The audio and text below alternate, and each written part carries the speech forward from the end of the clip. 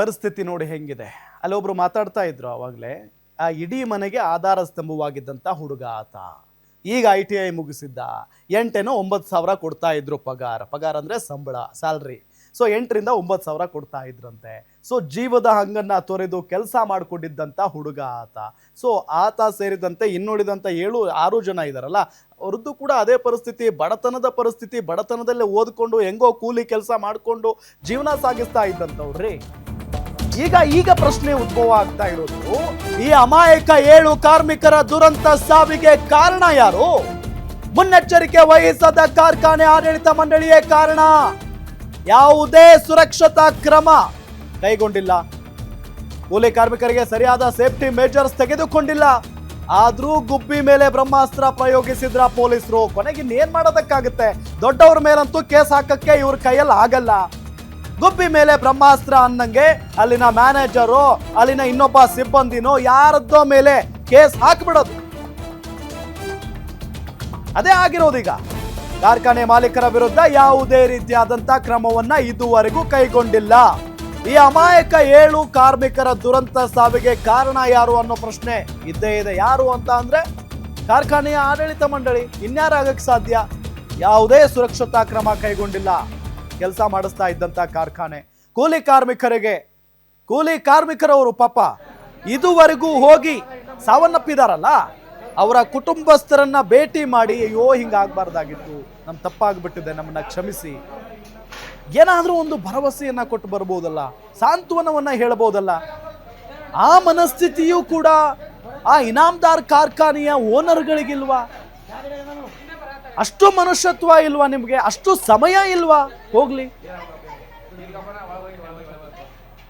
ಪಾಪ ಏನೇನು ಇಲ್ಲ ಪಾಪ. 8 ರಿಂದ 9 ಸಾವಿರ ರೂಪಾಯಿ ದುಡಿತಾ ಇದ್ರಂತೆ ಆ 8 ಜನ ಕಾರ್ಮಿಕರು. ಆದ್ರೆ ಈಗ ಗ್ಯಾರಂಟಿ ನ್ಯೂಸ್ ನಿರಂತರವಾಗಿ ಈ ಬಗ್ಗೆ ಸುದ್ದಿಯನ್ನ ಬಿತ್ತರಿಸ್ತಾ ಇದ್ದಂತ ಸಂದರ್ಭದಲ್ಲಿ ಬೆಳಗಾವಿ ಜಿಲ್ಲಾಡಳಿತ ಎಚ್ಚೆತ್ಕೊಂಡಂಗೆ ಕಾಣಿಸ್ತು. ಬೆಳಗಾವಿ ಪೊಲೀಸ್ನವ್ರು ಎಚ್ಚೆತ್ಕೊಂಡು ಬಿಟ್ಟಿದ್ದಾರೆ. ಹೆಂಗೆ ಬಿಟ್ರೆ ಆಗಲ್ಲಪ್ಪ, ಏನಾದರೂ ಒಂದು ಮಾಡಬೇಕು ಅಂತ ಹೇಳಿ.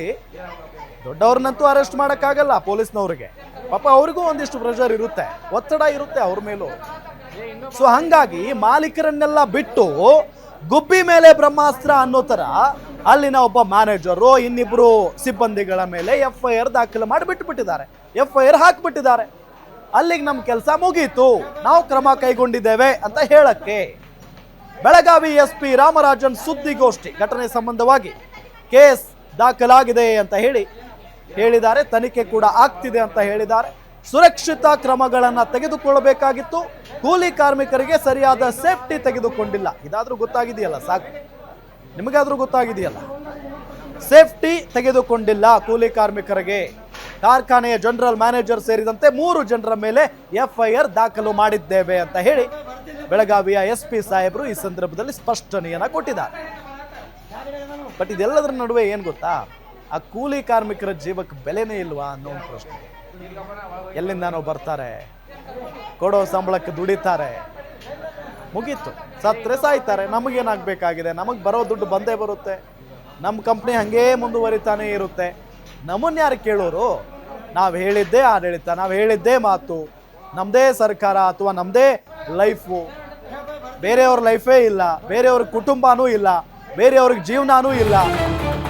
ಅಸಲಿಗೆ ಬೆಳಗಾವಿಯ ಈ ಇನಾಮ್ದಾರ್ ಕಾರ್ಖಾನೆ ಯಾರದ್ದು ಹಾಗಾದ್ರೆ ಹೇಳ್ತಾ ಹೋಗ್ತೀವಿ ನೋಡಿ. ಯಾರ್ಯಾರ ಒಡೆತನದಲ್ಲಿದ್ದ ಈ ಸಾವಿನ ಸಕ್ಕರೆ ಕಾರ್ಖಾನೆ? ವಿಜಯಕುಮಾರ್ ಪಾಂಡಪ್ಪ ಸೋನವಾಲ್ಕರ್ ಒಡೆತನದ ಕಾರ್ಖಾನೆ ಇದು. ಖ್ಯಾತ ಉದ್ಯಮಿ ಡಾಕ್ಟರ್ ಪ್ರಭಾಕರ್ ಕೋರೆ ಕೂಡ ಕಾರ್ಖಾನೆಯ ಸಹ ಮಾಲೀಕರಲ್ಲೂ ಒಬ್ರು. ಕೋರೆ ಜೊತೆಗೆ ವಿಕ್ರಮ್ ಇನಾಮ್ದಾರ್, ವಿಜಯ್ ಮೆಟ್ಟಗುಡ್ಡ ಸಹಭಾಗಿತ್ವದ ಕಾರ್ಖಾನೆ ಬೆಳಗಾವಿಯ ಬೈಲಹೊಂಗಲ ತಾಲೂಕಿನ ಮರಕುಂಬಿ ಗ್ರಾಮದಲ್ಲಿದೆ ಇದು. ಈ ದೊಡ್ಡವರು ಇರೋದ್ರಿಂದಲೇ ಗಂಭೀರವಾಗಿ ಪರಿಗಣಿಸ್ತಾ ಇಲ್ಲ ರೀ ಪೊಲೀಸರು. ಇದನ್ನು ಬಾಯಿ ಬಿಟ್ಟು ಹೇಳೋದಲ್ಲ, ಸಾಮಾನ್ಯ ಜನರಿಗೂ ಕೂಡ ಇದು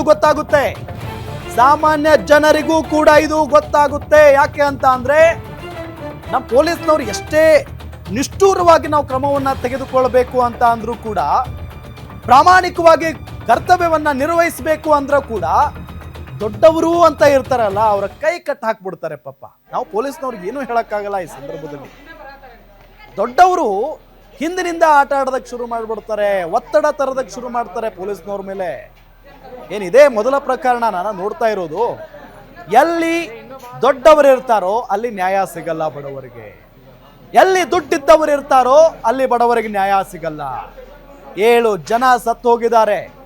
ಬೇರೆ ಎಲ್ಲಾದ್ರೂ ಒಬ್ಬ ಸಾಮಾನ್ಯ ವ್ಯಕ್ತಿ ಒಂದು ಚಿಕ್ಕ ಕಂಪನಿ ನಡೆಸಬೇಕಾದ್ರೆ ಹಿಂಗೆಲ್ಲ ಆಗಿಬಿಟ್ಟಿದ್ರೆ ಆ ಕಂಪನಿ ಮಾಲೀಕನನ್ನ ಹಿಂದೆ ಮುಂದೆ ನೋಡದೆ ರೋಡಲ್ಲೇ ಎಳ್ಕೊಂಡು ಹೋಗ್ಬಿಡ್ತಾ ಇದ್ರು ಪೊಲೀಸ್ನವರು. ಯಾಕೆ ಅಂತ ಅಂದ್ರೆ ಆತನಿಗೆ ರಾಜಕೀಯ ಸಪೋರ್ಟ್ ಇರ್ತಾ ಇರಲಿಲ್ಲ. ಬಟ್ ಇಲ್ಲಿ ರಾಜಕೀಯವಾಗಿಯೂ ಕೂಡ ಬೆಂದವರಿದ್ದಾರೆ. ಪ್ರಭಾಕರ್ ಕೋರೆ ಉದ್ಯಮಿ ಹಾಗೂ ರಾಜಕಾರಣಿಯವರು. ಸಕ್ಕರೆ ಕಾರ್ಖಾನೆ ಏನಿದೆಯಲ್ಲ ಅದರ ಸಹ ಮಾಲೀಕ ಪ್ರಭಾಕರ್ ಕೋರೆ ಅವರು. ಪ್ರಭಾಕರ್ ಕೋರೆ ಯಾರಿಗೆ ಗೊತ್ತಿಲ್ಲ ಹೇಳಿ?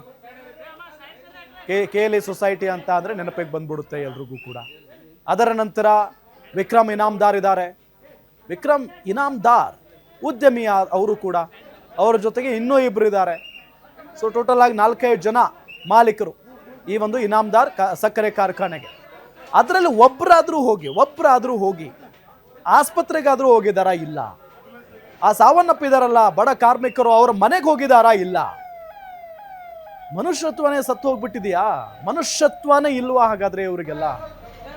ಆ ತಂದೆ ತಾಯಿಗಳ ಆಕ್ರಂದನ ಹೆಂಗಿದೆ ಅಂತ ಅಂದ್ರೆ ನಾವು ಹೆಂಗ್ ಸ್ವಾಮಿ ಬದುಕೋದು ಇನ್ಮೇಲೆ ಅಂತ ಪ್ರಶ್ನೆ ಮಾಡ್ತಾ ಇದ್ದಾರೆ.